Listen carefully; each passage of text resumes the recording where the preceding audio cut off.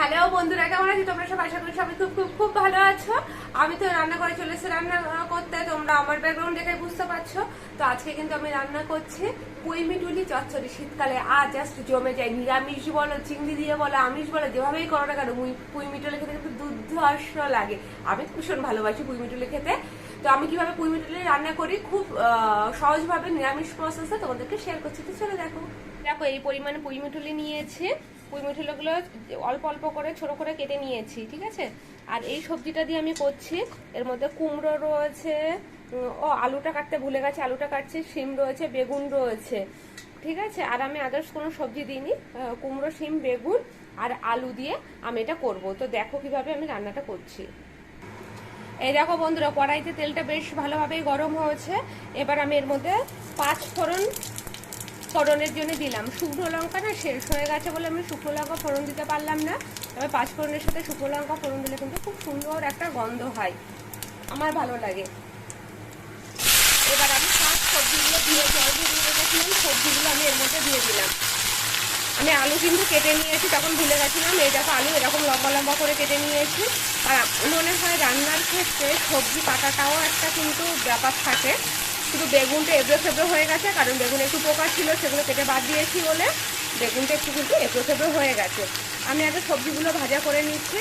এবার এর মধ্যে কাঁচা লঙ্কা দিয়ে দিচ্ছি। 2টো কাঁচা লঙ্কা আমি এর মধ্যে ফাটিয়ে দিয়েছি, ঠিক আছে।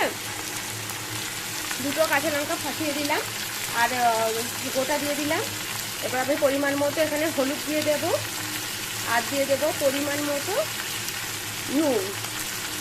এই দিয়ে আগে আমি সবজিগুলো ভালো করে ভাজা করে নেব, তারপরে কিন্তু সবজিগুলো যে ভালো করে ভাজা হয়ে যাবে পুঁই মিটুলি আমি এর মধ্যে তখন দিয়ে দেবো। তো সবজিগুলো আগে ভালো করে ভাজা করে নিয়ে পুঁই মিটুলিগুলো ধুয়ে নিই।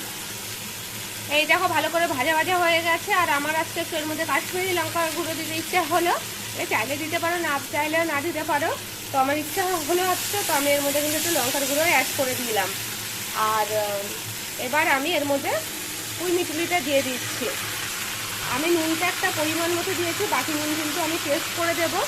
আর যখন এগুলো সব ভালো করে সেদ্ধ হয়ে যাবে না, তখন আমি এর মধ্যে কী অ্যাড করবো বলো তো? চিনি অ্যাড করবো। চচ্চড়ি চিনি খেলে ভালো লাগে নাকি? তাও আবার নিরামিষ চচ্চড়ি যদি হয়। তো আমি এবার এটাকে চাপা দিয়ে দেবো। চাপা দিয়ে দেওয়ার আগে আমি হালকা পরিমাণে জল দিয়ে দিচ্ছি, খুব বেশিটা জল দেবো না। এখন এই জলেই কিন্তু সেদ্ধ হয়ে যাবে। এবার আমি পুঁই মিটুলিগুলোকে এর সাথে ভালো করে মিশিয়ে দিচ্ছি। আর সবজিগুলো তো অলমোস্ট সেদ্ধই হয়ে গেছে। তো এই যে সব মেশানো হয়ে গেল। এবার আমি এটাকে চাপা দিয়ে দেবো সেদ্ধ হওয়া পর্যন্ত, তারপরে চিনি অ্যাড করবো। এই যে আমি এটাকে চাপা দিয়ে দিলাম। এই দেখো বন্ধুরা, পুঁই মিটুলি চচ্চড়িটা হয়ে গেছে নিরামিষ। দেখো কি সুন্দর হয়েছে দেখতে, এটা কিন্তু খেতেও খুব টেস্টি হবে। আর চালের মধ্যে সর্ষে বাটাও একটু দেওয়া যায়, তো ভালোই লাগে খেতে। আমি সর্ষে বাটা দিইনি, আজ আমি আজকে শুধু সিম্পলভাবে ফোড়ন দিয়েই 5 ফোড়ন দিয়েই করেছি।